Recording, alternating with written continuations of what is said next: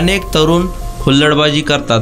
हे हुल्लडबाजी करत असताना अनेक वेळा भांडणे होतात, तक्रारी होतात। हे भांडण इतक्या टोकाला जातात की एकमेकांना जखमी करण्यापर्यंत ही भांडणं होतात। सोलापूर शहरात देखील असाच एक प्रकार घडलाय। यातील सविस्तर माहिती अशी की सुफियान कासिम नालबंद, वय वर्ष 17, राहणार शनिवारपेठ सोलापूर, याच दिनांक 5/1/2023 रोजी सायंकाळी 6 वाजेच्या सुमारास सोशल ग्राउंड शेजारी असणाऱ्या काळे पाणीवाला यांच्या घरासमोर गाडीचा कट लागल्याने रिहान शेख, फरीद कुरेशी व इतर दोघांनी मिळून फायटरने तसेच लाथाबुक्क्याने मारहाण केली। या मारहाणीत त्याच्या चेहऱ्यावर जखम झाली व सर्वांगास मुका मार लागला। त्यामुळे त्याला उपचाराकरिता सोलापूर सिव्हिल हॉस्पिटल येथे दाखल करण्यात आले। सदर घटनेची नोंद सोलापूर सिव्हिल हॉस्पिटल पोलीस चौकी या ठिकाणी झाली आहे।